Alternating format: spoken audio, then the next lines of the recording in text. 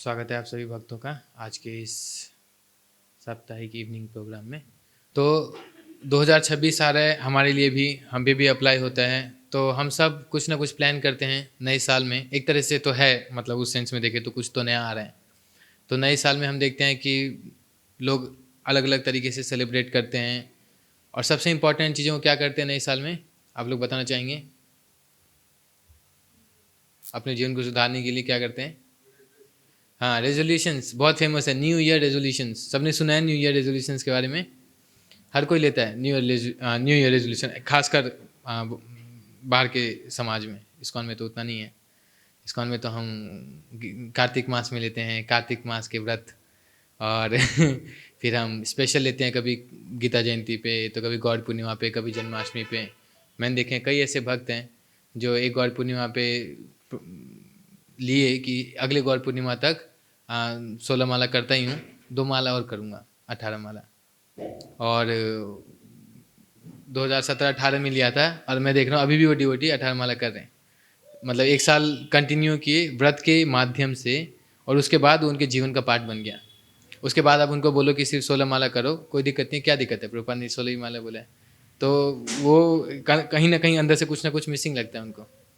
तो कभी भी अगर आपके भक्ति के जीवन में अगर आपको लगता है कि इस डायरेक्शन में हमें थोड़ा वर्क करना चाहिए, तो ऐसे ही किसी अवसर पर, न्यू ईयर तो ठीक है, लेकिन वैसे ही देखें तो किसी फेस्टिवल पे भगवान को, जैसे गौर पूर्णिमा में गौरांग महाप्रभु को सामने समक्ष रखते हुए आप ये ट्राई कर सकते हैं कि थोड़ा सा एक स्टेप ज़्यादा लेने का। 1 साल ट्राई करके देखिए, 1 साल का अग्रीमेंट कर लीजिए भगवान से कि 1 साल तक ट्राई करूँगा, अगर चल जाता है तो ठीक है, नहीं चल जाता तो बस 1 साल की स्ट्रगल है ना। लेकिन चल जाता है, ऐसे दिक्कत नहीं आती। ठीक है, तो बहुत ऐसे डिवोटीज हमने देखे हैं जिन्होंने अपने साधना के बहुत सारे एस्पेक्ट सुधार लिए इसी माध्यम से। और तो ये न्यू ईयर रेजोल्यूशंस तो हम क्या ही बताएं, मतलब हम आज के सेशन में ये डिस्कस नहीं करने वाले कि आप लोग क्या न्यू ईयर रेजोल्यूशन लीजिए। लेकिन हम आप लोगों को ये ज़रूर इनकरेज करेंगे कि 2025 जाने वाला है, और 1 साल पहले हम लोग भी हैप्पी न्यू ईयर विश करते हैं। जब मैं छोटा था, मेरे को याद है हम लोग कार्ड भी देते थे, छोटे से कार्ड बना बना के। अब तो सब बंद हो गया कल्चर। तो कार्ड वगैरह देते थे, और बहुत मतलब एक्साइटमेंट रहता था कि अब नया साल होने वाला है, कुछ डिफरेंट होगा, इस साल से तो अच्छा होगा। जब 19 में लगा था लोगों को कि 2020 बहुत अच्छा होने वाला है, फिर कोविड आया और पता नहीं सब कुछ, मार्केट वगैरह बहुत सारी चीज़ें अफेक्ट हुई। तो लोगों को लग रहा था कि चलो 21 अच्छा आएगा, 22 अच्छा आएगा। लेकिन हम देखते हैं घूम फिर के, अगर आप देखें ओवर द ईयर क्या क्या चीज़ें हुई, तो मोस्टली वही रहता है, जन्म मृत्यु जरा व्याधि, कुछ खास डिफरेंस नहीं होता पिछले साल के माध्यम से। लेकिन एक चीज़ होती है जो बहुत विशेष होती है, वो ये होती है कि इस कलयुग में माया से घिरे रह के भी हम एक और साल भक्ति में व्यतीत कर लिए, अगर जो अगले साल तक सेशन में अटेंड करते हैं वो। और ये बहुत बड़ा अचीवमेंट है, एक्चुअली बहुत बड़ा अचीवमेंट है, क्योंकि इतना आसान नहीं है भक्ति में कंटिन्यू करना। हमने अपने जीवन में देखे हैं बहुत सारे ऐसे भक्त थे जो बहुत, मतलब क्या कहते हैं, स्टैंडर्ड वाइज बहुत वरिष्ठ, बहुत सीनियर भक्त थे, लेकिन अभी पता नहीं वो कहाँ पे हैं। तो कहीं ना कुछ लैप्सेस होते हैं, और हमें उसके ऊपर कॉशियस रहना चाहिए। तो जैसे कि हमने कहा कि आज के इस सेशन में हम ये डिस्कस नहीं करेंगे कि क्या न्यू ईयर रेजोल्यूशन लें, लेकिन ये ज़रूर डिस्कस करेंगे कि आप कुछ कुछ कमिटमेंट्स लीजिए कि 2026 राइट फ्रॉम द बिगिनिंग मैं कुछ ऐसा करूँगा कि 2026 के एंड तक ये कुछ एस्पेक्ट्स में अपने अच्छे करूँगा। और एग्जैक्ट सबके अपना अपना सब अपने इंडिविजुअल पर्सन हैं, सबके प्लस एंड माइनस पॉइंट हैं। कहीं पे किसी का कोई स्ट्रांग पॉइंट हो सकता है भक्ति का, तो किसी का वो वीक हो सकता है, जहाँ पे उनको समय देने की ज़रूरत है। तो भक्ति विनोद ठाकुर कहते हैं कि एक साधक को, अभी हम क्या करें, साधना भक्ति करें। किसी को साधना भक्ति, रागनुगा भक्ति, ये सब क्लियर है सबको? ओके, साधना भक्ति क्या होता है कि जैसे मरीज होता है, डॉक्टर के पास जाता है, तो उसको ना दवाई पसंद आती है, ना उसको ट्रीटमेंट पसंद आता है ना। बैठे रहो, ये करो, अभी ये करो, अभी ये खाओ, ये नहीं खाओ, ये नहीं, तुमको वर्जित है, तुमको यही चलेगा। तो अब उसको पसंद नहीं है, लेकिन उसको पता है कि ये करूँगा तो मेरे लिए बेनिफिट है, और फिर वो उस ट्रीटमेंट को फॉलो करके क्योर होता है और प्यूरिफाइड होता है।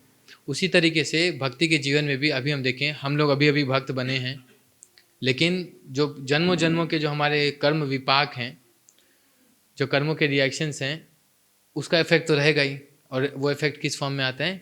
अनर्थों के फॉर्म में आता है, काम क्रोध लोभ मोह मद मत्सर, तो बहुत दिक्कत करते हैं।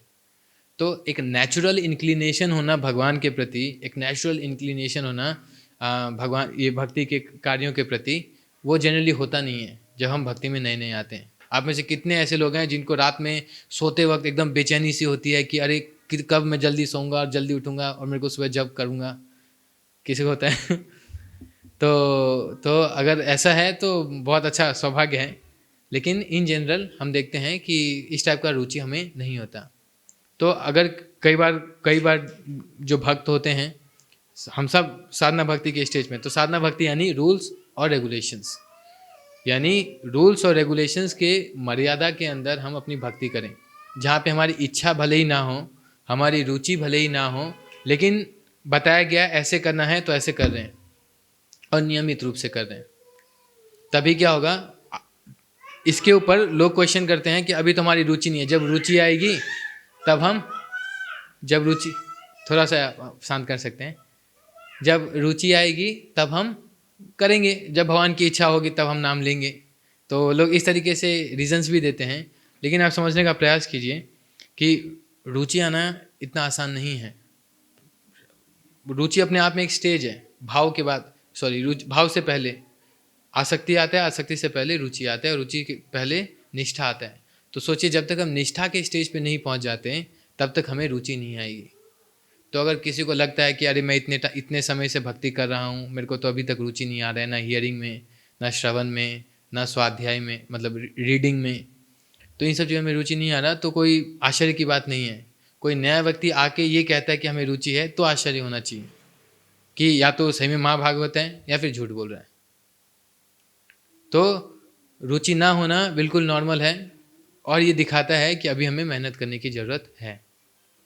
ठीक है, और यही है साधना भक्ति का स्टेज। जब हम साधना भक्ति को अच्छे से करते हैं, सिंसियरिटी के साथ करते हैं, नियमों का पालन करते हुए करते हैं, और सबसे इम्पॉर्टेंट गाइडेंस में अकाउंटेबिलिटी के साथ करते हैं, तो क्या होगा, एक समय आएगा जो चीज़ें आपकी नेचुरल बन जाएगी, और उस नेचुरल स्टेज को हम कहते हैं स्पॉन्टेनियस। आप समझ रहे हैं? तो रागानुगा, जो हम कहते हैं कि रागानुगा एक ऐसा स्टेज है जहाँ पे रूल्स एंड रेगुलेशंस नहीं भी हैं, तब भी वो बहुत अच्छे से स्पॉन्टेनियसली भगवान के प्रति स्वाभाविक रूप से भक्ति करता है। तो हम स्टेज पे नहीं हैं, लेकिन हम साधना भक्ति में कैसे हम और अच्छे से अपनी साधना, अपने भक्ति में जीवन को इम्प्रूव कर सकते हैं, इसको लेके हम चाहते हैं कि आप लोग इसके ऊपर खुद विचार करें और अपने व्यक्तिगत जीवन में देखें कि क्या क्या चीज़ें हैं जहाँ पे थोड़ी कमियाँ हैं, जहाँ पे हम और अच्छा कर सकते हैं, है ना। तो भक्तिविनोद ठाकुर कहते हैं कि एक साधक को, जबकि वो साधना भक्ति के स्टेज पे है, तो उसको 3 चीज़ों का बहुत ध्यान रखना चाहिए। तो इसको आप अच्छे से नोट कीजिएगा, ध्यान रखिएगा। 3 चीज़ें क्या है? सबसे पहला, कोई बता सकते हैं? शरीर, और कोई इनपुट सबसे पहला गेस कर सकते हैं, एग्जाम नहीं है गलत मार्किंग होगी, कोई दिक्कत नहीं। हाँ, विचार, ओके। और कोई इनपुट?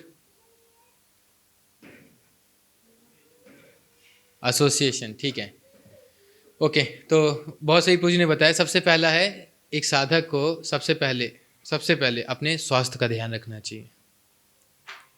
क्यों?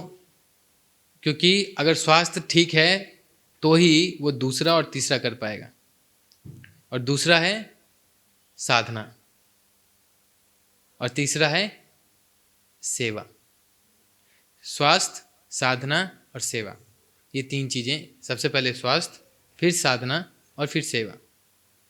अब इसके पीछे भी हम थोड़ा एटीट्यूड के और थोड़ा डीप में जाते हैं। स्वास्थ्य क्यों? क्योंकि शरीर है तभी हम कुछ कर पाएंगे। अगर आपका स्वास्थ्य ठीक नहीं है तो ना आप साधना कर पाओगे ढंग से, ना आप सेवा कर पाओगे ढंग से, है कि नहीं? सबको अनुभव होगा, अनुभव है अच्छे से। तो इसीलिए स्वास्थ्य पे बिल्कुल अच्छे से ध्यान दीजिए। क्यों? इसलिए नहीं कि चलो शरीर है, स्वस्थ रहना है तो खूब एंजॉय करूँगा, नहीं, इसलिए क्योंकि भगवान की सेवा में इसको लगना चाहिए, लेकिन स्वास्थ्य खराब होने की वजह से नहीं लग पा रहा, तो ऐसी नौबती में अब नहीं आने दूंगा कि मेरा स्वास्थ्य खराब हो, ताकि ये शरीर भगवान की सेवा में हमेशा लगा रहे। तो उस पॉइंट ऑफ व्यू से आप थोड़ा योगा भी करते हैं, एक्सरसाइज भी करते हैं, तो भी भक्ति का पार्ट होता है। आप समझ पा रहे हैं? नॉर्मल लोग भी योगा करते हैं, हमारे भी कुछ भक्त हैं जो योगा करते हैं, अच्छा है, योगा सात्विक है, जिम से तो अच्छा ही है तो जिम राजसिक में आता है। हरे कृष्ण। ठीक है, तो योगा अच्छा है, कर सकते हैं, लेकिन किस लिए? शरीर को स्वस्थ रखने के लिए, वो भी किस लिए? भगवान की सेवा के लिए। ठीक है, और फिर आप दूसरा सोचने वाली बात है कि फिर सेवा पहले क्यों नहीं है? Why sadhana is first, why sadhana is before seva. तो इसके पीछे भी रीज़न है कि साधना अगर हम अच्छे से करते हैं तो सेवा हम सेवा भाव से कर पाएंगे। नहीं तो क्या होता है, जैसे एक होता है अर्च विग्रह, एक होता है अर्च विग्रह और एक होता है गलग्रह। श्री प्रभुपाद बताते हैं अपने लेक्चर में, अगर हमारा भाव सही नहीं है या फिर हम प्रॉपर तरीके से साधना नहीं कर रहे हैं, तो स्टार्टिंग में हम एक्साइटेड रहते हैं, हमारे पास भी अर्च विग्रह हो, हम उनकी पूजा करेंगे, लेकिन अगर धीरे धीरे फिर क्या होगा, अगर हमारा साधना सही नहीं है, हम प्रॉपर नियमों का पालन नहीं करते हैं, तो हमारा जो है बहुत स्ट्रांग डिस्टेस्ट, रुचि छोड़िए अरुचि प्रकट हो जाएगी। हमें लगेगा कि अरे यार आज भी ये करना है, आज भी ये करना है। सेवा के टाइम, मतलब जब सेवा भगवान की मिलती है तो हमें अगर इस प्रकार का भाव आता है कि अरे यार अभी ये करना है, अभी भी ये करना है, तो वो एक तरह से बर्डन की तरह हम देखते हैं। तो एक होता है, हम देखते हैं ना, लोग लड्डू गोपाल को शौक से एकदम अच्छे से गोदी में लेके जा रहे होते हैं, और एक होता है, आपने नोटिस किया होगा, नोटिस नहीं, इमेजिन कीजिए, एक बड़ा सा पत्थर एक रस्सी से बांध के आपके गले में बांध दें, और आप जहाँ जहाँ जा रहे हो पत्थर लटका हुआ आपके गले से जा रहा है, कितना भारी लगेगा आपको?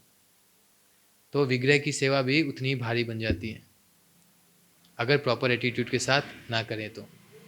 विग्रह की सेवा यानी जरूरी नहीं है कि उनको खिलाना पिलाना, भगवान से रिलेटेड कोई भी सेवा, उसके प्रति हमारा ऐसा ही लगता है कि कोई सेवा आ रही है, मतलब एक बड़ा सा पत्थर गले, रस्सी के साथ हमारे गले में पहनाने को आ रहे हैं तो ये भाव आता है अगर हम साधना अच्छे से नहीं करते तो। और साधना के भी अलग अलग मुख्य अंग हैं, बहुत सारी चीज़ें हैं साधना में, लेकिन मुख्य रूप से 3 चीज़ें हैं जिसमें एक साधक को प्रयास करना चाहिए स्टेबिलिटी लाने में। स्टेबिलिटी समझते हैं कि नियमित रूप से होना चाहिए, आदरपूर्वक होना चाहिए। जैसे कि रूप गोस्वामी बताते हैं, किंतु आदराद अनुदिनम खलु चैव जुष्टम, कि किसी को अगर जॉन्डिस की बीमारी है, उसको आप मीठा पिलाओ, शुगर केन जूस, क्या बोलते हैं, गन्ने का जूस, उसको अगर आप पिलाओ तो उसको टेस्ट नहीं आएगा, लेकिन वही गन्ने का जूस उसके बीमारी का इलाज है, तो उसको क्या करते हैं, नाक बंद करके बस पिलाओ, पिलाते रहो नियमित रूप से, पीता रहे, वो फेंके नहीं, आदरपूर्वक मिल जाए ठीक है, जैसे नहीं आ रहा टेस्ट कोई बात नहीं, पियो, उसी से उसका जॉन्डिस दूर होगा, और जैसे जैसे जॉन्डिस दूर होगा वैसे वैसे उसको टेस्ट आता रहेगा। क्या चीज़ इंपॉर्टेंट है? आदरात और अनुदिनम। उसी तरीके से साधना भक्ति के, साधना के 3 प्रमुख अंग हैं जिसमें अगर हम स्टेबिलिटी लाते हैं तो हम बहुत अच्छे से अपनी स्पिरिचुअल लाइफ को कंटिन्यू कर पाएंगे। ठीक है, तो उसमें से साधना के पहला था स्वास्थ्य, फिर है साधना। साधना में 3 चीज़ें हैं। पहला क्या है? नहीं, स्वास्थ्य तो हो गया, साधना में पहला क्या है? साधना के भी 3 पार्ट हैं, साधना में स्वास्थ्य नहीं आएगा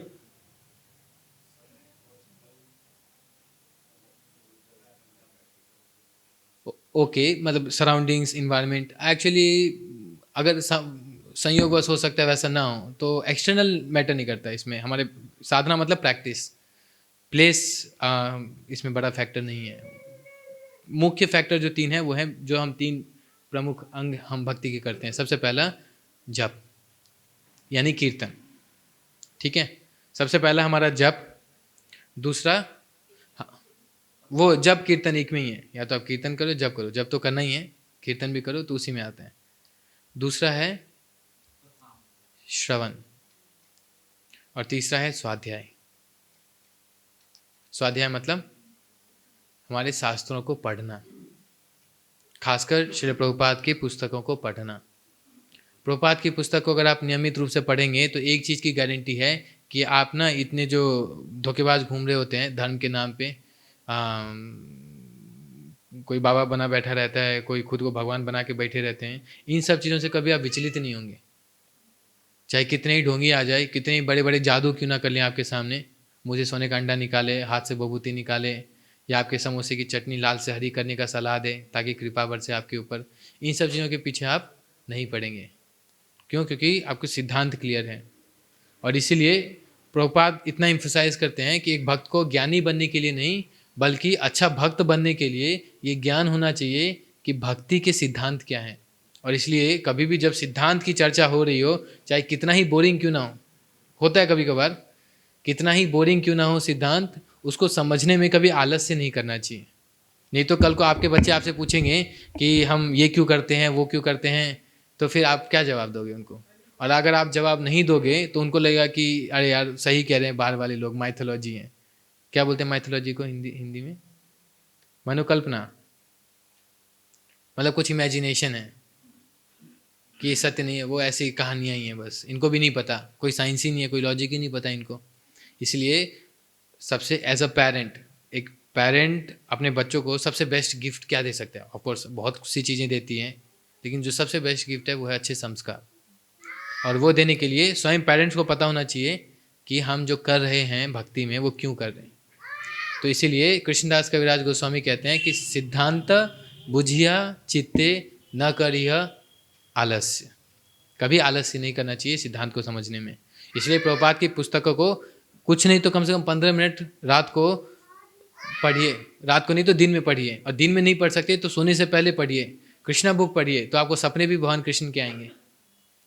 ट्राई करके देखिए, है ना, एक साल चैलेंज 2026 का, ठीक है। तो क्या क्या 3 चीज़ें थी साधना को लेके? पहला जप, दूसरा श्रवण, और तीसरा स्वाध्याय। सबको क्लियर है?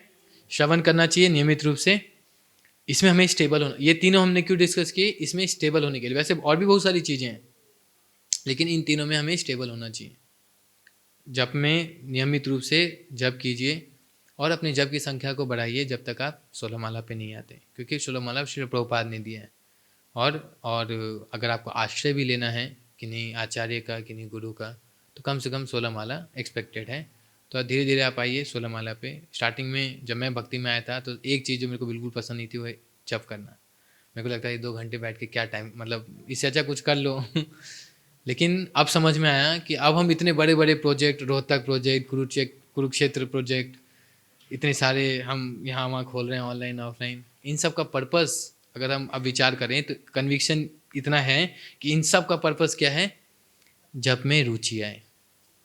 अब समझ रहे हैं? ये बड़े बड़े जो मंदिर बना रहे हैं वो तो बाहर वालों के लिए तो चलो मौका है, मंदिर बनेगा तो हम मंदिर में जाएंगे, भगवान के दर्शन करेंगे, लेकिन जो ऑलरेडी भक्ति कर रहे हैं अंदर अंदर वाले, उनके लिए क्या मोटिवेशन है?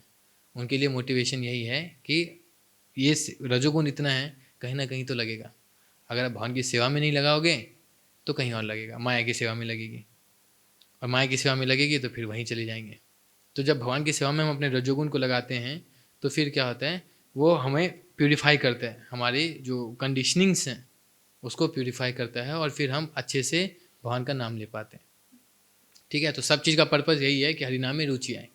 तो इसलिए हमें स्टार्टिंग में प्रयास करना चाहिए अपनी तरफ से कि जितना हो सके स्टेबल तरीके से हम नियमित रूप से करें, एक सर्टेन कमिटेड राउंड्स रखें, बीच में छोड़े नहीं। तो आप लोग प्रयास कीजिए 2026, चाहे तो आप लोग कैलेंडर भी ट्रैक कर सकते हैं कि नियमित रूप से जप करें, नियमित रूप से श्रवण करें, और नियमित रूप से प्रभुपाद पुस्तक पढ़ने का प्रयास करें। अगर दिन में नहीं पढ़ पाते तो रात में भी पढ़िए, ठीक है। तो जब हम इस प्रकार से साधना में जब हम स्टेबल होंगे तो फिर हम सेवा कर पाएंगे भगवान की प्रसन्नता के लिए। नहीं तो क्या होता है, कई बार हम सेवा करते हैं कि उसके बदले में हमें कुछ ना कुछ मिल रहा होता है, कभी लाइमलाइट मिल रही होती है, तो हम उस लाइमलाइट के चक्कर में, लाइमलाइट मतलब समझते हैं फेम, प्रसिद्धि, आदर, पूजल, प्रतिष्ठा कहते हैं। प्रतिष्ठा के चक्कर में हम कुछ सेवा कर रहे होते हैं, कुछ फैंसी सा सेवा होता है, क्लास वगैरह देना होता है तो हम तुरंत तैयार हो जाते हैं, लेकिन दूसरी कुछ सेवा होगी तो फिर हम थोड़ा हिचकिचाते हैं, क्या यार उसमें तो उतनी प्रसिद्धि, उतनी प्रतिष्ठा नहीं है जो इसमें। तो ये एटीट्यूड जो है, इससे क्या होगा कि अगर हम सेवा इसके लिए कर रहे हैं कि कोई हमें आदर दे या कोई हमें प्रतिष्ठा दे, तो फिर हमें वही मिलेगा। भक्ति, शुद्ध भक्ति भगवान की नहीं मिलेगी। भक्ति के भी अलग अलग प्रकार हैं। एक तो होता है कर्म कांड होता है, जिसमें भगवान का रोल ही नहीं होता, लोगों को एंजॉय करना है तो शास्त्र का पालन करते हुए एंजॉय करते हैं, उसे कहते हैं कर्म कांड, है ना। उसके ऊपर आता है कर्म योग। कर्म योग में क्या होता है, हम कर्म करते हैं, भगवान होते हैं, हमें पता है भगवान भी हैं, भगवान को, लेकिन मेरी ऐसी टेंडेंसी है कि मेरे को तो एंजॉय करना है। भगवान है, मैं चाहता हूँ भगवान का शेल्टर लूँ, लेकिन मेरे को एंजॉय करना है। तो वो क्या करता है, वो अपने कर्म करता है और उसका जो रिजल्ट है वो भगवान को ऑफर कर देता है। ये हो गया कर्म योग। फिर वो उसके ऊपर उठता है, कर्म से डिटैच होके वो फिर नॉलेज पे आता है। नॉलेज के लेवल पे फिर वो स्पेकुलेट करता है, खूब नॉलेज करता है, और इस तरीके से वो थोड़ा इन सब चीज़ों से ऊपर उठता है वैराग्य के साथ। और फिर उसका जो गोल होता है, होता है ब्रह्म में लीन होना। ब्रह्मवादीज होते हैं, मायावादीज भी होते हैं, तो वो ज्ञानी लेवल पे होते हैं। तो ये होता है ज्ञान योग। उसके ऊपर फिर बुद्धि योग होता है, जिसमें परमात्मा भी आते हैं। वो अपने हृदय में स्थित परमात्मा को उसके ऊपर मनन करता है, मेडिटेट करता है, अष्टांग योग वगैरह करके। तो वो हो गया बुद्धि योग, सॉरी हठ योग। और हठ योग से ऊपर फिर हमारा भक्ति योग आता है। भक्ति योग में क्या होता है, भक्ति योग में कर्म करते हैं, ज्ञान भी अर्जित करते हैं, लेकिन सब किसके लिए, अपने इंजॉयमेंट के लिए नहीं, भगवान के इंजॉयमेंट के लिए। और उसके बीच में बहुत सारे लेयर होते हैं। कभी कभार हमें लगता है कि हम भक्ति कर रहे हैं, ऑफकोर्स भक्ति कर रहे होते हैं, भक्ति की एक्टिविटीज़ कर रहे होते हैं, लेकिन कहीं ना कहीं उसमें हमारी इच्छा कुछ और रहती है, कहीं ना कहीं हमारा भी इंजॉयमेंट उसमें आ जाता है। और इसलिए इन सब के मिश्रण से बहुत सारे परमुटेशन कॉम्बिनेशन बनते हैं। एक होगा आपका कर्म मिश्रित भक्ति योग, एक होगा ज्ञान मिश्रित भक्ति योग, एक होगा भक्ति मिश्रित कर्म, एक होगा भक्ति मिश्रित ज्ञान, इस तरीके से योग मिश्रित भक्ति। तो ये सब प्योर नहीं है। प्योर भक्ति का क्या डेफिनेशन है, क्या है डेफिनेशन, अन्याभिलाषिता शून्यम ज्ञान कर्मादि अनावृतम अनुकूलेन कृष्ण अनुशीलनम केवलम भक्ति उत्तम।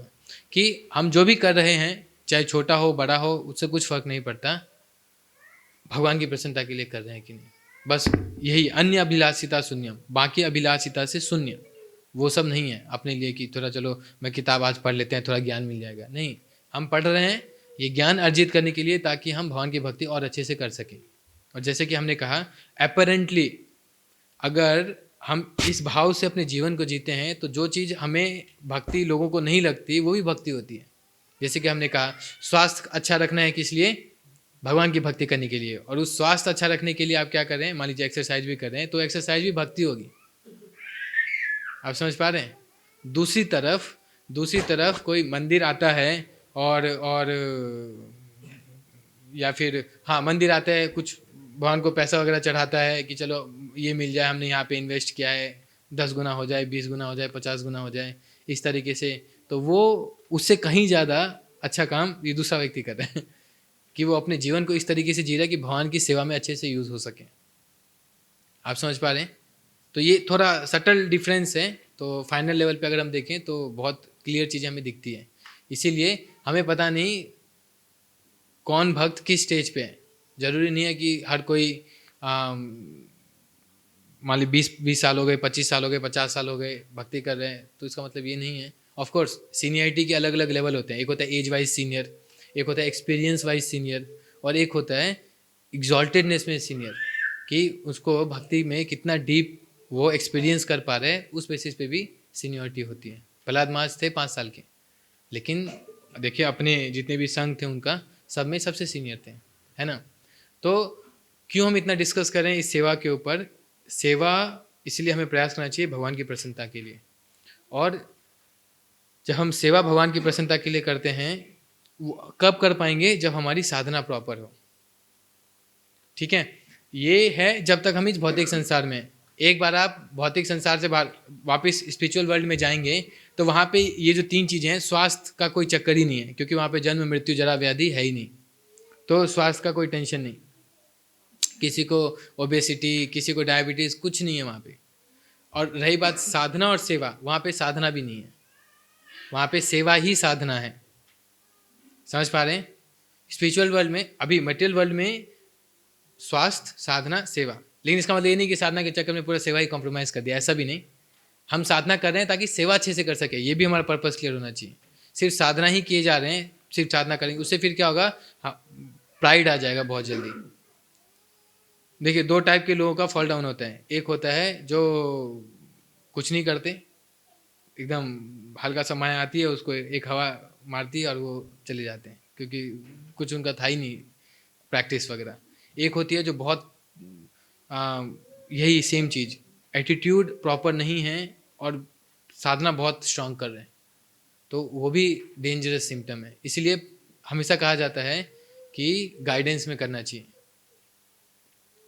आप समझ पा रहे हैं? कई बार गाइडेंस में नहीं करते, हमें लगता है कि यही भक्ति है, और वो फिर हमें बहा के ले जाती है। तो साधना का पर्पस क्या है कि हम सेवा अच्छे से कर सकें, ये हमें क्लियर होना चाहिए। इसलिए हम साधना पहले करें ताकि हम सेवा अच्छे से कर सकें। अब ये तीनों चीज़ें हमने क्यों एम्फेसाइज किया कि 2026 का में आप प्रयास कीजिए, इन तीन एस्पेक्ट को आप अच्छे से स्टेबल रखिए। क्यों? पर्पस क्या है?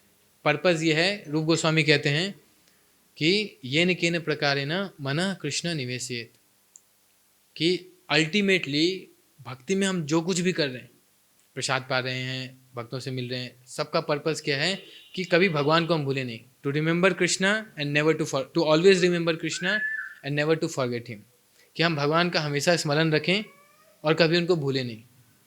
और ये ऐसा नहीं कि अंत समय में ऐसा हो, नहीं, स्टार्टिंग से ही हमें प्रैक्टिस करना है इसका। और इसके लिए हम अपना स्वास्थ्य अच्छा रख रहे हैं ताकि हम भगवान को कभी नहीं भूलें।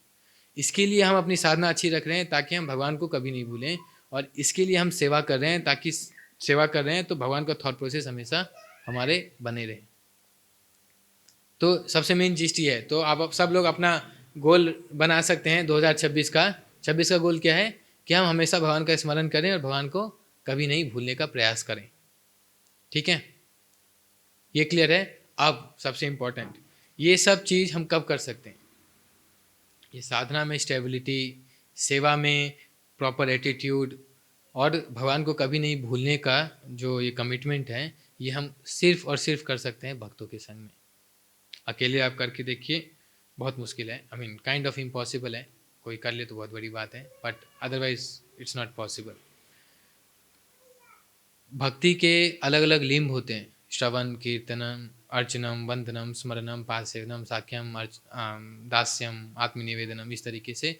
और सबका अपना अपना रुचि होता है। किसी को भगवान के लिए कुकिंग करने में बहुत अच्छा लगता है, किसी को कीर्तन में बहुत अच्छा लगता है, और किसी को बुक रीडिंग में बहुत अच्छा लगता है। तो ये अलग अलग फ्लेवर्स हैं। आप देखिए, तो जैसे घर में आप देखते हैं,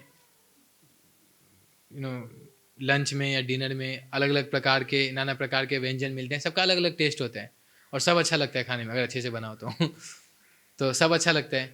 लेकिन वो सब अच्छा बनता है किस वजह से? क्योंकि बर्तन होता है। वो बर्तन क्या है? वो बर्तन है साधु संग, एक भक्त के जीवन में, जिसमें वो अलग अलग फ्लेवर, कोई किसी को कीर्तन करना हो तो साधु संग में बहुत अच्छे से कर सकता है, कंटिन्यू कर सकता है। अकेले एक दो दिन कर ले, लेकिन उसके बाद फिर मुश्किल हो जाएगा, डिटर्मिनेशन, उत्साह ड्विंडल हो जाता है। जैसे किसी को रीडिंग करना हो तो रीडिंग भी भक्तों के संग में बहुत रिलीसिंग हो जाते हैं। तो समझिए, मैं एग्जांपल दे रहा हूँ, कुकिंग तो सबने किया ही होगा तो उस एग्जांपल से समझिए कि ये भक्तों का संग वो बर्तन है जिसमें आप अलग अलग व्यंजन बना सकते हैं स्पिरिचुअल एक्टिविटीज़ के। तो इसीलिए सबसे इम्पॉर्टेंट है कि भक्तों के संग में रहें। तो गोल क्या है 2026 का? क्या है गोल? हाँ, भगवान को हमेशा याद रखें और कभी ना भूलें। दोनों चीज़ अच्छे से लिख लीजिएगा, याद भी रखना है और भूलना भी नहीं है। एक ही चीज़ है, लेकिन फिर भी रूप गोस्वामी दोनों एम्फेसाइज करते हैं, to always remember Krishna and never to forget him. ये है हमारा गोल। और उसका सबसे प्रैक्टिकल माध्यम क्या है कि हम प्रयास करें ज़्यादा से ज़्यादा भक्तों के संग में रहें। जैसे कि हमने पहले भी डिस्कस किया हुआ है, कलयुग का युग धर्म क्या है? हरिनाम संकीर्तन। श्रील प्रभुपाद के जो गुरु महाराज हैं, श्रील भक्ति सिद्धांत सरस्वती ठाकुर महाराज, वो साफ साफ कहते हैं कि कलयुग का युग धर्म हरिनाम संकीर्तन नहीं है। कलयुग का युग धर्म है साधु संग, क्योंकि साधु संग है तो हरिनाम संकीर्तन हो पाएगा। तो पूरा वो चेंज कर देते हैं फिलॉसफी बोलते हैं कि भक्तों का संग बहुत इंपॉर्टेंट है। भक्तों के संग में है तो क्या बोलते हैं, भक्तों का संग लाइफ झिंगा लाला काइंड ऑफ। और रूप गोस्वामी नेक्टर ऑफ डिवोशन में कहते हैं 3 चीज़ें जो भक्तों के हमारे, हम जिनसे संग करते हैं उनमें प्रयास करना चाहिए, ऐसी 3 चीज़ें हों। पहले है सजातीय, सतोबर और स्निग्धस। सजातीय मतलब एक जाति की हो, जाति मतलब कास्ट वाला जाति नहीं, सजातीय मतलब जैसे यहाँ पे इस्कॉन के भक्त हैं जो श्रील प्रभुपाद को समर्पित हैं, है ना। अब यहाँ पे अगर हम बड़ा सम्मेलन करें और कुछ शंकराचार्य के भी फॉलोअर्स को बुला लें और कुछ श्री संप्रदाय के भी फॉलोअर्स को बुला लें, है तो वो भी वैष्णव, वो भी प्रामाणिक वैष्णव हैं, श्री संप्रदाय के भक्त। लेकिन यहाँ पे बैठ के आप अगर रीडिंग करेंगे तो आपको दिखेगा डिफरेंस, आपको रस का डिफरेंस दिखेगा। तो वो सजातीय नहीं है। हम उनको रिस्पेक्ट देते हैं, हमें उनको रिस्पेक्ट देना चाहिए, उनका आदर करना चाहिए, अच्छे से उनके आशीर्वाद लेना चाहिए। लेकिन आप उस रस के साथ जो श्री प्रभुपाद ने हमें दिया है वो आप उनके साथ रेसिप्रोकेट नहीं कर सकते। हमारे इष्ट देव कौन है? हमारे इष्ट देव है राधा श्याम सुंदर। उनके इष्ट देव कौन है? लक्ष्मी नारायण। और उनका उसी हिसाब से उनका रस भी उसी प्रकार है, तो वो सजातीय नहीं है। तो हमें प्रयास करना चाहिए सजातीय भक्तों के संग में रहना चाहिए। और दूसरा है सतोवर। सतोवर मीन्स प्रयास करना चाहिए जो कम से कम हमारे जितने, मतलब वैसे जज नहीं करना चाहिए, लेकिन कम से कम अनुभव हो उनको कुछ भक्ति का, यानी कुछ थोड़े वरिष्ठ हो, थोड़ा अनुभव हो उनका, उसे कहते हैं सतोवर, हमसे थोड़ा एडवांस्ड हो, ठीक है। और तीसरा क्या है? सजातीय भी है, हमसे एडवांस्ड भी हैं, लेकिन हमें देख के उनको बहुत गुस्सा आता है तो क्या वो हमारे हेल्प कर पाएंगे? नहीं कर पाएंगे। तीसरा है स्निग्धस, कि वो हमारे शुभ चिंतक होने चाहिए, कि हमारा कैसे कल्याण हो इसके बारे में उनको कंसर्न होना चाहिए। उस कंसर्न से अगर वो हमें डांटते भी हैं तो हमारे लिए अच्छा है, लेकिन वैसे ईर्ष्या से अगर डांटते हैं तो अलग बात है, तो फिर अवॉइड करना चाहिए। तो इसलिए एक भक्त को कहते हैं ना साधु संग, साधु संग में भी प्रयास करना चाहिए अच्छे भक्तों का संग करें। इसलिए कहा जाता है डिस्क्रिमिनेशन थोड़ा होना चाहिए, जज नहीं करना चाहिए भक्त को, लेकिन किससे संग करें वो डिस्क्रिमिनेशन होना चाहिए, वो मैच्योरिटी होनी चाहिए। और ऐसे भक्तों के संग में रूप गोस्वामी कहते हैं ददाति प्रति गृह्णाति गुह्यम आख्याति पृच्छति भुंक्ते भोज्यते चैव सद्भिर भक्ति प्रसिद्धति। कि भक्ति में आगे बढ़ने के लिए ऐसे भक्तों के साथ जब हम कुछ एक्सचेंजेस करते हैं, साथ में बैठते हैं, चर्चा करते हैं भगवान के रिलेटेड, और प्रसाद खिलाते हैं, प्रसाद ग्रहण करते हैं, और अपने हृदय को शेयर करते हैं। हृदय को शेयर करते हैं इन द सेंस कि हम हमारे क्या भक्ति में जो भी चैलेंजेस हैं, जो भी स्ट्रगल्स हैं, ऐसे श्रद्धापूर्वक ऐसे व्यक्ति से जब हम शेयर करते हैं तो फिर क्या होता है वो, और उनसे फिर हम सुनते भी हैं, ऐसे नहीं शेयर करके छोड़ दिया, वो फिर जो सजेशंस देते हैं, जो इंस्ट्रक्शंस देते हैं, उसको फिर फॉलो करने का प्रयास करते हैं। तो बहुत बड़ा काम है, ईगो को साइड में रखना पड़ता है इसके लिए। लेकिन अगर ऐसा वरिष्ठ भक्त अगर जीवन में हो और उनके साथ हमारा अगर ऐसा रिलेशनशिप हो, ऐसा अगर एक भक्त अगर आपके जीवन में है, तो क्या होगा, आपका जो स्पिरिचुअल लाइफ है वो थोड़ी नहीं काफ़ी आसान हो जाएगी, जो कि है नहीं। आप समझ रहे हैं? वो कहते हैं उत्तिष्ठ जागृत प्राप्य वरान निभोति क्षुरस्य धारा। भक्ति, हम तो स्टार्टिंग में जब आप लोग आते हैं तो हम आप लोगों को कहते हैं कि भक्ति बहुत आसान है, भगवान का नाम जपिए और खुश रहिए, है ना। लेकिन हमें पता है जब जाप करते हैं तो कितना मिजरेबल फील करते हैं, है ना। लेकिन और हाँ, वास्तव में है भी, भक्ति बहुत कॉशियस होकर हमें करना चाहिए। शास्त्रों में बताते हैं हमारे आचार्य कि भक्ति कैसा है, जैसे रेजर ब्लेड, रेजर शेविंग वगैरह करते हैं रेजर ब्लेड से, है ना। अब उस रेजर ब्लेड, लंबा से एक रेजर ब्लेड है, उसके ऊपर आपको बोला जाए चलिए, कितना मुश्किल होगा शार्प रेजर ब्लेड के ऊपर चलना। अब मान लीजिए आराम धीरे धीरे चल भी रहे हैं, हल्का सा अगर कुछ सावधानी हटी तो क्या होगा, दुर्घटना घटेगी। तो भक्ति में हमें इतना ही सावधान रहना चाहिए, भक्तों के प्रति स्पेशली हमें वैष्णव अपराध नहीं करना चाहिए और जज भी नहीं करना चाहिए, लेकिन डिस्क्रिमिनेट जरूर करना चाहिए अच्छे भक्तों का संग करने के लिए। संग हमेशा अच्छे भक्तों का करना चाहिए। और जैसे कि हमने कहा कि अगर ऐसा एक भक्त है तो आपका भक्तिमय जीवन आसान हो जाता है, और अगर एक से ज़्यादा हो तो एक से ज़्यादा है तो आपका भक्तिमय जीवन हमेशा प्रोटेक्टेड रहेगा। आप समझ रहे हैं, वो आपको पकड़ के निकालेंगे फिर अच्छे से। तो प्रार्थना करना चाहिए ऐसे भक्तों का संग मिले। और आप देखेंगे पूरे भागवतम में इतने महान महान भक्तों का वर्णन है, सभी अल्टीमेटली यही डिज़ायर करते हैं भगवान से कि हमें आप भगवान क्या दो, भगवान के आप अपने उन्नत भक्तों का संग दो। चाहे प्रहलाद महाराज हो, चाहे ध्रुव महाराज हो, चाहे वृत्रासुर राक्षस, उसके हाथ कटे हुए हैं, अभी वो शरीर छोड़ के जाने वाला है, लेकिन फिर भी भगवान को क्या बोलते हैं, पुनश्च भूयात भगवती अकिंचना, कि अगर आपकी इच्छा है कि मैं फिर से जन्म लूँ, अभी मेरे देखो क्या हालत हो गई है, इंद्र को मैं मार सकता था अभी, लेकिन आपने उसको बोला था कि तुम मुझे मारोगे, मतलब इंद्र मेरे को मारेगा, तो उस हिसाब से मैं मार खा लिया। अभी दोनों हाथ कटे हुए हैं, वज्र घुसा हुआ है, इतना पेनफुल सिचुएशन है। भगवान को बोल सकते थे कि थोड़ा पेन कम कर दो, 2-4 क्रोसिन दे दो, आराम से मैं शरीर छोड़ूं। वो सब ना मांग के क्या बोल रहे हैं, पुनश्च भूयात, कि अगर आपकी भगवान से प्रार्थना कर रहे हैं कि अब मेरे को कुछ नहीं चाहिए, मैं बस आपके पास आना चाहता हूँ।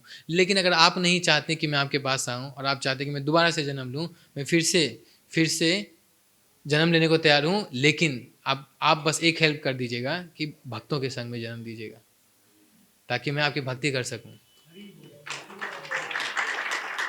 उसी तरीके से ध्रुव महाराज भी गए थे प्रॉपर्टी की तलाश में कि बड़ा सा प्रॉपर्टी चाहिए, एक ऐसा प्लॉट चाहिए ब्रह्मा जी से भी बड़ा, और भगवान ने दर्शन दिए, तो भगवान के दर्शन पाके उनकी इच्छा भी चेंज हुई कि नहीं, काचन विचिन्मन अपि दिव्य रत्नम स्वामीन कृतार्थो अस्मि वरम न याचे, कि अब कुछ इच्छा नहीं है, मैं तो कांच के टुकड़ों के पीछे भाग रहा था, अभी आपका दर्शन अपने आप में दिव्य रत्न की तरह मेरे को मिल गया, अब नहीं चाहिए मेरे को वो।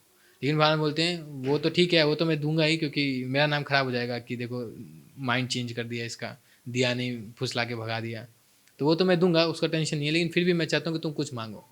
तो ध्रुव महाराज की हिम्मत नहीं, चाहते भी नहीं थे कि दोबारा से प्रॉपर्टी मांगो, तो उन्होंने क्या मांगा कि भक्तों का संग दीजिए, वो भी भक्तों का संग मांग रहे हैं। तो इसी प्रकार हम देखते हैं कि भक्तों का संग बहुत बहुत इंपॉर्टेंट है, और इसलिए अगर आपको स्टेबिलिटी लानी है, साधना, सेवा, स्वास्थ्य को तो आपको खुद देखना है, लेकिन बाकी चीज़ों में अगर स्टेबिलिटी लानी है तो वो हो पाएगा भक्तों के संग में। इसलिए प्रयास कीजिए, अच्छे भक्तों का संग कीजिए और भक्तों से फ्रेंडशिप रखिए, बहुत हेल्प करेगा आपको। ठीक है, सबको क्लियर है?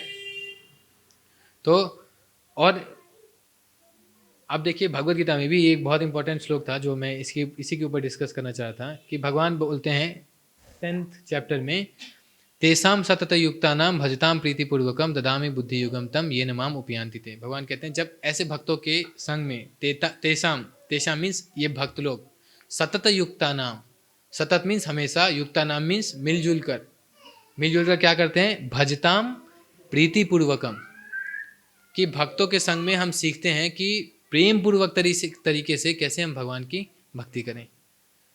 और जब वो इस तरीके से करते हैं तो भगवान क्या बोलते हैं, ददामी बुद्धि योगम तम, उनको मैं क्या देता हूँ, वो बुद्धि देता हूँ, वो इंटेलिजेंस देता हूँ, ये न माम उपयांति थे, ताकि वो मुझे प्राप्त कर सकें। और 10वें चैप्टर में अभी तक भगवान ने विराट रूप नहीं दिखाया, अभी तक भगवान ने खुल के वैसे भी नहीं बोला कि मैं ही वो भगवान हूँ, मैं ही सर्वधर्मान परित्यज्य, जब मेरे ऊपर शरणागत हो जाओ, कुछ नहीं बोला ऐसा। लेकिन बीच बीच में एक दो हिंट दिए थे, लेकिन खुल के नहीं बोला है। और फिर आगे बोलते हैं, तेषाम एवानुकम पार्थम अहम अज्ञान जम तम नाश्याम यात्म भावस्तो ज्ञान दीपे न भासुता। उस ज्ञान के दीप से, इस ज्ञान के दीप से मैं उसके हृदय में जो भी अहंकार है, जो भी इग्नोरेंस है, वो सब क्या है, मैं उसको हटा देता हूँ, अंधकार को हटा देता हूँ। और जब अर्जुन इतना सुनते हैं, तो अभी ना विराट रूप दिखाया, ना उन्होंने क्लियर कट बताया कि मैं भगवान हूँ, लेकिन अर्जुन इतना सुन के कि भगवान इतना कर सकते हैं अपने भक्तों के लिए, इतना करते हैं, उसी टाइम पे अर्जुन अपने मुंह से भगवान को स्तुति करते हैं, परम ब्रह्म परम धामम पवित्रम परमम भवन पुरुषम शाश्वतम दिव्यम आदि देवम अजम विभुम। वो बोलते हैं कि हाँ, ये भगवान ही कर सकते हैं ऐसे। तो इसीलिए यही, जैसे कि हमने कहा कि हम प्रयास करिए अपने जो ये 3 चीज़ें हैं, स्वास्थ्य, साधना, सेवा। स्वास्थ्य अच्छे साधना के लिए, अच्छी सेवा के लिए, और साधना में जो 3 एस्पेक्ट बताए उसमें स्टेबिलिटी ला सकें, ताकि हम भगवान की सेवा अच्छे से कर सकें। और भगवान की सेवा क्यों अच्छे से करनी है, खुद के लिए नहीं, कोई प्रतिष्ठा के लिए नहीं, बट भगवान की प्रसन्नता के लिए। और जब भगवान की प्रसन्नता के लिए ये सब चीज़ हम कब कर पाएंगे, जब हम अच्छे भक्तों के संग में होंगे। ठीक है, और जब हम अच्छे भक्तों के संग में क्या करेंगे, भजताम प्रीतिपूर्वकम, आपस में आके मिलजुल के भगवान की भक्ति अच्छे से करेंगे, तो फिर भगवान क्या करेंगे, क्या बताएं यहाँ पे, ददामी बुद्धि युगम तम। तो आगे कैसे बढ़ना है, कैसे भक्ति में एडवांस करना है, वो भगवान हेल्प करेंगे। फिर धीरे धीरे क्या होगा, श्रद्धा थी, साधु संग में आ गए, भजताम प्रीतिपूर्वकम कर रहे हैं, भजन क्रिया कर रहे हैं, अनर्थ निवृत्ति भगवान हेल्प करेंगे, ज्ञान दीपे न भास्वता, हृदय के में जो अहंकार है, जो अंधकार है, सॉरी अहंकार बोल रहा हूँ, अंधकार को अपने ज्ञान के दीप से हटाएंगे। और जब वो हटेगा तो फिर हम निष्ठा के लेवल पे आएंगे। निष्ठा के लेवल पे कब आते हैं, निष्ठा मतलब नित्य, जब हम नियमित रूप से करते हैं कोई चीज़, नित्यम भागवत सेवया भगवती उत्तम श्लोके भक्तिर भवती नैष्ठिकी। सुना है ना आपने कि जब हम नित्यम भागवत करते हैं, नित्यम भागवत की सेवा करते हैं, चाहे वो व्यक्ति भागवत हो या ग्रंथ भागवत हो, उसके बाद क्या होगा, भक्तिर भवती नैष्ठिकी, तब जाके आपकी भक्ति नैष्ठिकी यानी निष्ठा लेवल पे आएगी। और निष्ठा के बाद फिर सब कुछ आने लग जाएगा, रुचि आएगी, फिर आसक्ति हो जाएगी, और फिर भाव और प्रेम, फिर जो हमारा अल्टीमेट गोल है। ठीक है, तो आप लोग इसी के ऊपर विचार कीजिएगा। बहुत ही 2026 में कुछ ऐसी चीज़ें रखिए, नित्य रूप से प्रयास कीजिए, ये जो साधना के एस्पेक्ट्स हैं, जो सेवा के एस्पेक्ट्स हैं, वो आप करें। और सेवा पे क्यों इतना एम्फोसाइज करते हैं, आप देखिए, सेवा, हमें ये नहीं सोचना चाहिए कि हम सेवा कर रहे हैं तो किसी पे एहसान कर रहे हैं। हम नहीं करेंगे तो कौन करेगा, हम नहीं करेंगे तो क्या होगा इनका, मतलब इस तरीके से सेवा करना चाहिए अपने प्रोटेक्शन के लिए।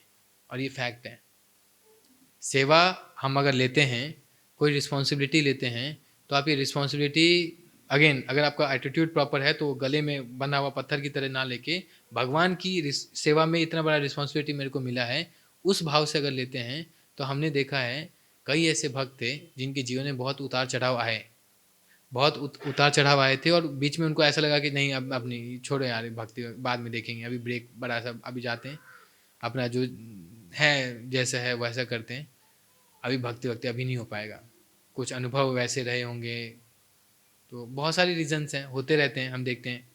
हाँ, भक्तों के समाज में भी होते हैं, तो कोई बहुत बड़ा आश्चर्य नहीं है।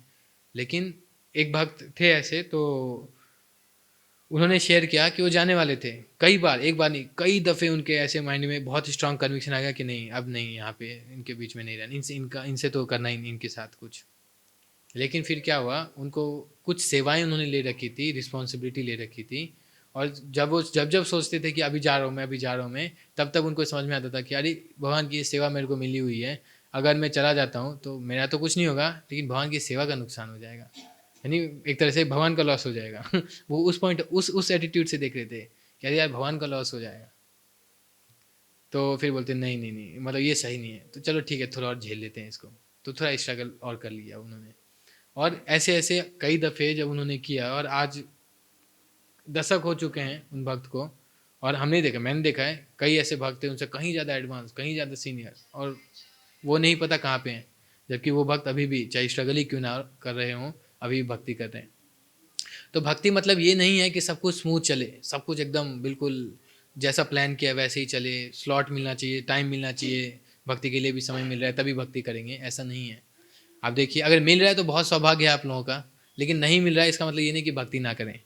आप देखिए, अगर आपको पता है कि डेस्टिनेशन हमारा ये है और मुझे वहाँ जाना ही जाना है, अगर ये कन्विक्शन है, तो अब ट्रेन आ गई, अब ट्रेन के लिए हर कोई अपना अपना अरेंजमेंट करता है। कोई सबसे कन्वीनियंट क्या होता है, फर्स्ट एसी है ना, फिर सेकंड एसी, फिर थर्ड एसी, फिर स्लीपर, फिर आर एसी। तो हर लेवल पे आप देखें अलग अलग कंफर्ट है। फर्स्ट एसी मिले एकदम आराम से लेट के हुए जाइए, कोई आपको परेशान करने भी नहीं आएगा। उसी हिसाब से फिर सेकंड एसी, फिर थर्ड एसी में थोड़ा सा कंजेस्टेड, स्लीपर में थोड़ा ज़्यादा कंजेस्टेड, आर एसी में तो क्या कहने। और उसके बाद आता है जनरल। अब मान लीजिए बहुत भीड़ है ट्रेन में, बहुत भीड़, ये रोहतक कुरुक्षेत्र वाली ट्रेन है तो खाली जाती है। मान लीजिए बहुत भयंकर भीड़ है, मान लीजिए कुंभ के टाइम्स में दिल्ली से प्रयागराज जाने वाली ट्रेन में जितनी भीड़ थी, मान लीजिए उतनी भीड़ है, और आपको पता है कि डेस्टिनेशन मेरा वहाँ है, और आपको पता है कि अब मैं टिकट मेरे पास है नहीं, तो अभी मेरे को क्या करना है, घुसना जनरल में ही है, और अच्छे से मेरा टमाटर बनने वाला है। लेकिन ये स्ट्रगल है, जर्नी का स्ट्रगल है, लेकिन इस जर्नी के स्ट्रगल के बाद मेरे लिए क्या वेट कर रहा है, डेस्टिनेशन। तो मेन है उस ट्रेन में चढ़ जाइए। जब तक आप ट्रेन में हैं, भले ही थोड़ा धक्का मुक्की हो रहा है, थोड़ा स्ट्रगल हो रहा है, बैठने को नहीं मिल रहा, इनकन्वीनियंस हो रहे हैं, मैनेज नहीं हो पा रहा, लेकिन ट्रेन में हैं तो एक चीज़ श्योर है कि डेस्टिनेशन तक पहुंच जाएंगे। उसी तरीके से भक्ति के जीवन में, चाहे आध्यात्मिक क्लेश हो, अपने मन, शरीर साथ नहीं दे रहा, मन साथ नहीं दे रहा, उल्टे सीधे कंडीशनिंग्स, आदतें ऐसी है जिसकी वजह से बहुत स्ट्रगल हो रहा है। हमें कभी कभार लगता है कि इस जन्म में तो नहीं हो पाएगा, अगले जन्म में देखते हैं, अगले जन्म में पक्का। अगर ऐसा भाव आ रहा है तो आध्यात्मिक लेवल पे अगर चैलेंजेस आ रहे हैं, या फिर आधी भौतिक लेवल पे चैलेंजेस आ रहे हैं, सामने वाला व्यक्ति ऐसा व्यवहार कर रहा है कि भक्ति के लिए बिल्कुल इंस्पायरिंग नहीं लगता, ऐसे भक्त होते हैं, इस तरीके से अगर अनुभव है तब भी, या आधि दैविक या कोई और भी अरेंजमेंट हो, भक्तों का संग नहीं है, जो भी नहीं, मतलब जो भी है, कोई भी रीज़न हो, हमें प्रयास करना चाहिए कि ट्रेन में बने रहें, यानी भक्ति कंटिन्यू करते रहें। उससे क्या होगा कि अंत समय में भी, भले ही अंत समय तक, अब क्या अच्छा ये बताइए कि कुछ साल एकदम कन्वीनियंट तरीके से भक्ति किया और फिर आराम किया, रिटायर भक्ति से, या फिर जीवन के अंत तक स्ट्रगल करते रहे लेकिन भक्ति नहीं छोड़ी, कौन सा अच्छा सिचुएशन है? क्यों?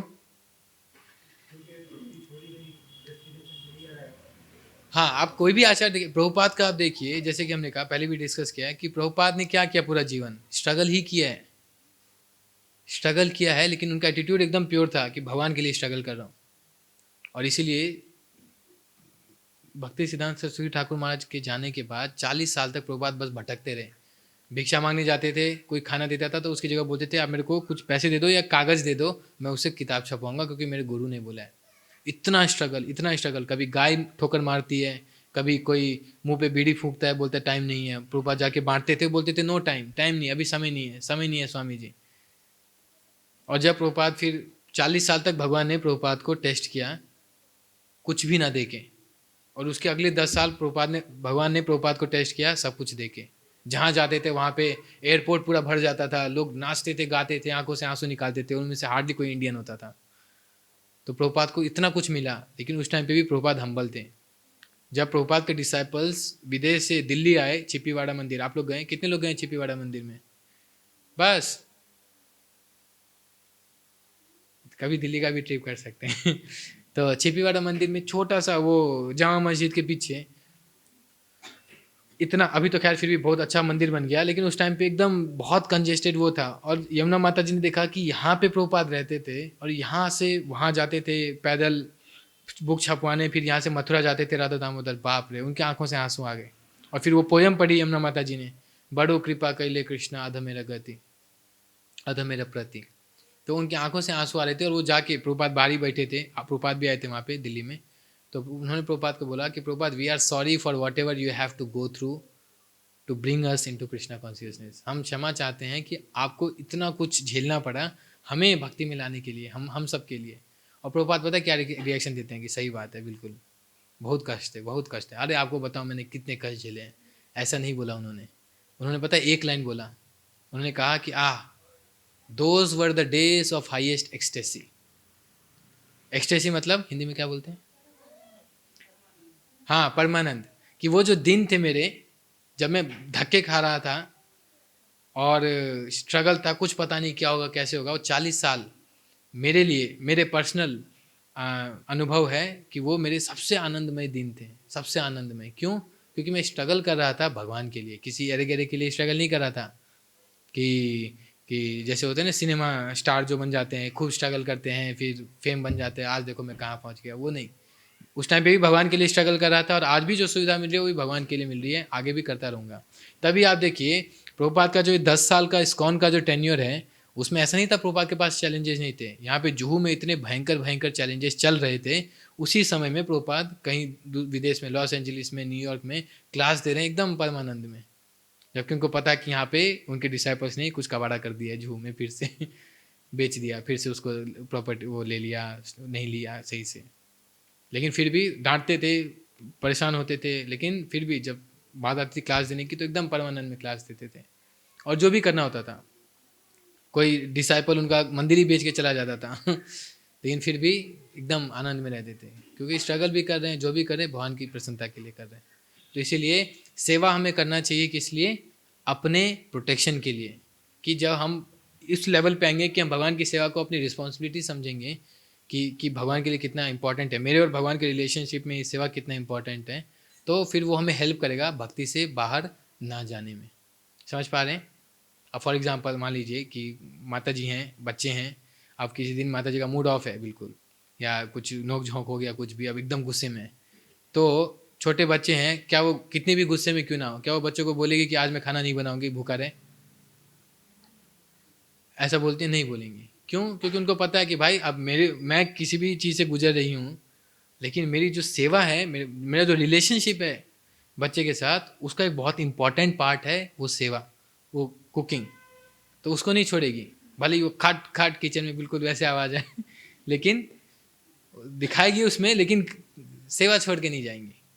इसलिए एक भक्त को चाहिए कभी अपनी साधना अच्छे रखें, सेवा भाव से अच्छे से सेवा करें, और सेवा को रिस्पॉन्सिबिलिटी के रूप में देखें, तो वो सेवा प्रोटेक्ट करेगी हमें। पहले धर्मो रक्षति रक्षिता तो सेवा को धर्म समझ के पालन की, वही हमारा धर्म है, सेवा भगवान की सेवा, यही हमारा धर्म ही है। एक आत्मा का धर्म क्या है? भगवान की सेवा, पार्ट एंड पार्सल है। भगवान की नहीं करेंगे तो किसी और की करेंगे। तो जब भगवान की सेवा हम अच्छे से करते हैं तो वो धर्म हमें प्रोटेक्ट करके रखेगा। और करके देख, अगर आप किसी को यकीन नहीं हो रहा है तो आप लोग करके देखिए, पूरी जीवन तो नहीं, एटलीस्ट 2026 एक साल की बात है, तो आप लोग सोचिए, विचारिए, अपने जीवन को अच्छे से एनालाइज कीजिए, और इन 3 एस्पेक्ट, अपना स्वास्थ्य, अपनी साधना, साधना में श्रवण कीर्तन, और श्रवण कीर्तन यानी जप और स्वाध्याय, और अपनी सेवा इस भाव से कि ये सेवा एक बहुत ही इंपॉर्टेंट अंग है मेरा और भगवान के रिलेशनशिप का, ठीक है। और इसके लिए मैं स्टेबिलिटी मतलब क्या? स्टेबिलिटी मतलब कंसिस्टेंसी और रेगुलरिटी। जब हम ये लाएंगे तो फिर 1 साल तक आप इसको ट्राई कीजिए, कैसे लाएं, भक्तों के संग में ऑफ कोर्स पॉसिबल है। तो देखिए, अगर अच्छा लगता है तो अगले साल भी कंटिन्यू करेंगे, ठीक है। कितने लोग तैयार हैं? कुछ कमिटमेंट्स लेंगे कि अपने भक्ति में जीवन में हम स्टेबिलिटी ला सकें। ओके, तो आप लोगों के लिए हम प्रार्थना करेंगे। एक बार सभी आपस में एक दूसरे भक्तों के लिए प्रार्थना करें कि वो और स्टेबल हो और एडवांस करे अपने भक्ति में। एक बार हरे कृष्ण महामंत्र का जप करके, हरे कृष्णा कृष्णा कृष्णा हरे हरे, हरे राम राम राम हरे हरे। इसी के साथ हम यहाँ पे विराम देंगे।